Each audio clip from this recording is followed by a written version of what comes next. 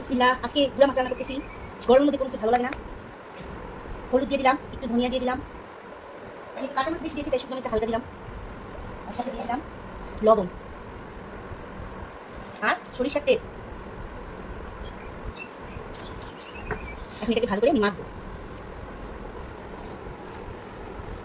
এটাকে ভালো করে মেখে হালকা একটু পানি দিয়ে আমি চুলায় বসিয়ে দিব।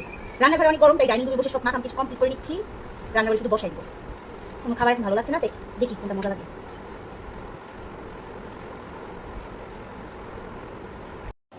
বসাই দিলাম গুঁড়া মাছের চচ্চড়িটা, একটু ঢেকে দিব, তাহলে আলুটা সিদ্ধ হয়ে যাবে। তারপর বাকি রান্নাগুলোর প্রসেসিং করা শুরু করি। এই যে আমার গুঁড়া মাছ চচ্চড়ি হয়ে গেছে।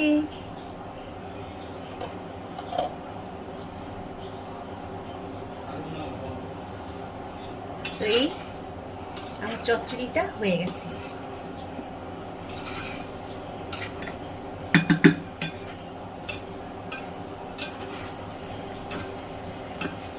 এখন রান্না করব টমেটো দিয়ে, আলু দিয়ে ট্যাংরা মাছের পাতলা ঝোল। কারণ গরমের মধ্যে খাবারগুলো ভালো লাগে। আসসালামু আলাইকুম, আমি শখের রান্নাঘর থেকে নাসরিন বলছি। আজকে খুব সাদা মাঠা এবং খুব সিম্পল রান্না করব, কারণ গরমের মধ্যে অত খাবার ভালো লাগে না। তো আজকে ভাবলাম টমেটো আলু ট্যাংরা মাছের একটা পাতলা ঝোল রান্না করি। তো এখন সব প্রসেসিং করে রেখেছি। এখন তেল দিব, মাছ ভাজবো এবং রান্না করব। তো বাকি জিনিসগুলো আমি সরিয়ে রাখি আর মাছ ভাজার কাজটা করে ফেলি। কড়াইতে তেল দিয়ে ফেলেছি। এখন থেকে চিন্তা করেছি প্রতিদিন ব্লগ করব। সবাই যেরকম প্রতিদিনের রান্না ব্লগ করে আমিও করব ইনশাআল্লাহ, যদি আপনাদের ভালোবাসা এবং দোয়া আমার পাশে থাকে। পারবো ইনশাআল্লাহ, পারবো না? আচ্ছা, এখন তেলের মধ্যে আমি একটুখানি লবণ ছিটিয়ে দিব, কারণ কড়াইটাকে একটু লবণ ছিটিয়ে দিলে মাছটা সুন্দর করে উঠে যায়। তো আমার মনে হয় আমার কড়াইটা গরম হয়ে গেছে। বিসমিল্লাহির রহমানির রহিম।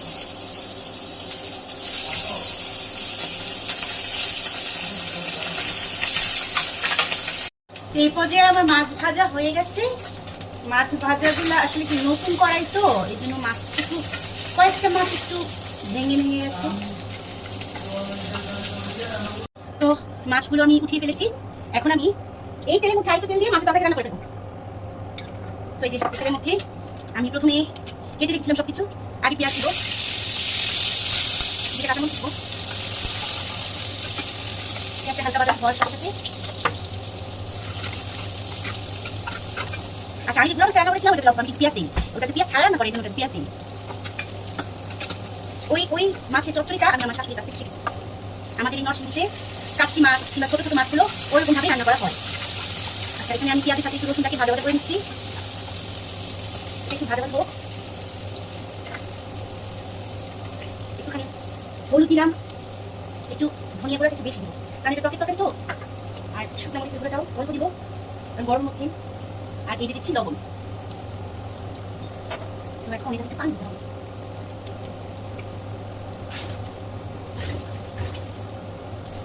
এটার মধ্যে পানি দিয়ে মশলাটা ভালো করে কষিয়ে নেব।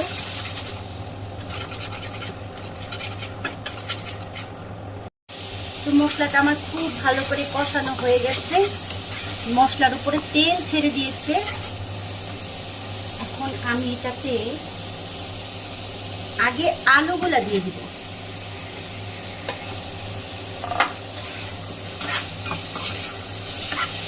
আলুগুলো যখন হালকা ভালো করে কষানো হয়ে যাবে, হালকা সেদ্ধ হয়ে যাবে। তো আমার আলু কষানো হয়ে গেছে। এখন আমি এতে টমেটো দিয়ে দেবো। ভাই ভাই, এত গরম, রান্নাঘরে যারা আছে রান্না করে আমাদের মতো, তারা জানে রান্নাঘরে গরমটা কত অসহনীয়। অসহ্যকর গরম, মানে আধা ঘন্টা যদি রান্না করে একটু থাকে তাহলে তার আর গোসল করা লাগবে না, এত গরম, প্রচন্ড গরম।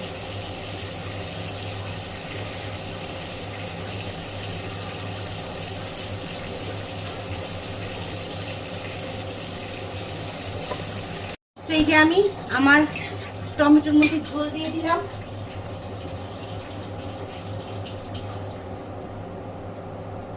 ঝোলটা ফুটে উঠলে এটার মধ্যে আমি মাছ আর ধনেপাতা দিয়ে নামিয়ে ফেলবো। আমার টমেটো সিদ্ধ হয়ে গেছে, আলু সিদ্ধ হয়ে গেছে। এখন আমি এটার মধ্যে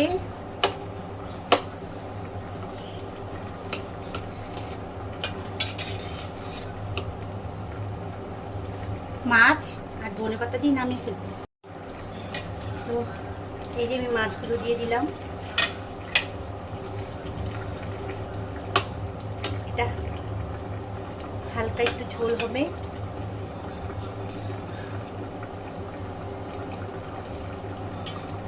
সব একদম পারফেক্ট আছে। ধনেপাতা দিয়ে দিলাম, হয়ে গেল আমার মাছের ঝোল। আচ্ছা, এখন আমি শুটকির তরকারিটা রান্না করে ফেলি, কারণ শুটকির তরকারিটা রান্না করা একদম খুব জরুরি দরকার। ডালটা পরে বাগার দিব, ডালটা আরেকটা চুলাতে হচ্ছে। শুটকির তরকারির জন্য আমি আগে রসুনটাকে একটু ভাজা ভাজা করে নিলাম। একটু পেঁয়াজ দিলাম,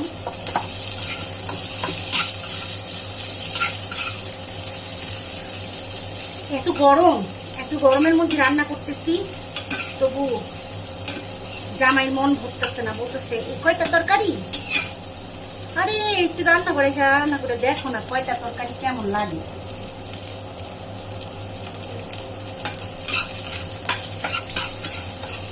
তো আচ্ছা, আমি আবার ভুলে গেছি, পেঁয়াজের সাথে আমি চিংড়ি মাছগুলোকে বানিয়ে, চিংড়ি শুটকি আমরা কক্সবাজার গিয়েছিলাম, ওখান থেকে চিংড়ি মাছের শুটকিটা নিয়ে আসলাম, আনলাম। তো কেমন খেতে আমরা এখনো খাইনি, আজকে রান্না করলে বুঝবো কেমন খেতে। এর আগের বছর আমরা কুয়াকাটা থেকে শুটকি আনছিলাম, তারপর কক্সবাজার থেকে আনছি। চিংড়ি মাছের শুটকিটা খুব ভালো হয় কক্সবাজারে, আর বাকি যে শুটকি ওগুলো মজা লাগে না।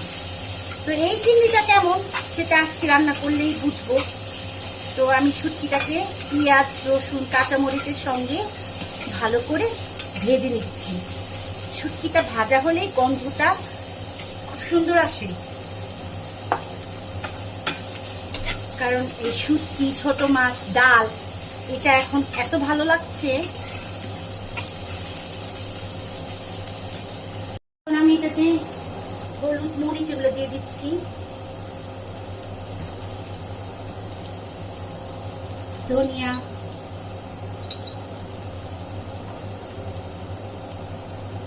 লবণ, মশলাগুলোকে একটু পানি দিয়ে কষিয়ে অল্প একটু পানি দিয়ে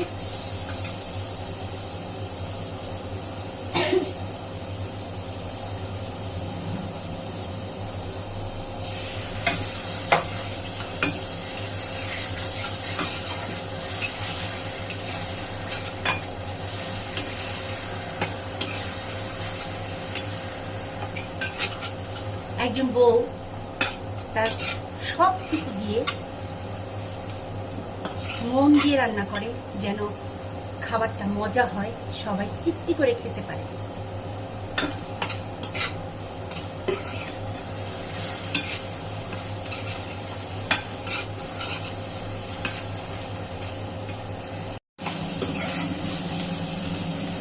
তো আমার মশলা খুব ভালো করে কষানো হয়ে গেছে।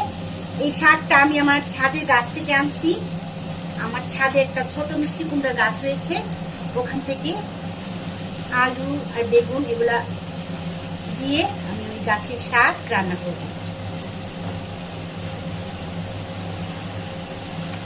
খুব ভালো লাগে এই গাছে যখন দুই একটা সবজি হয়। আসলে খাওয়াটা বড় কথা না, বড় কথা হচ্ছে ছাদে যে আমি ছোট ছোট গাছগুলো লাগাই সেটা বড় হয়, আমার দেখতে ভালো লাগে।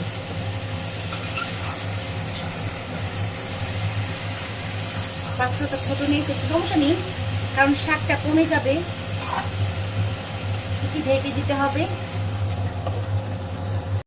আজকে রান্না করা শেষ করলাম, শুটকি দিয়ে আলু দিয়ে শাক রান্না করলাম, চিংড়ি শুটকি দিয়ে, করলা ভাজি, ছোট মাছের চচ্চড়ি, আম দিয়ে ডাল, আর এটা হচ্ছে ট্যাংরা মাছের ঝোল।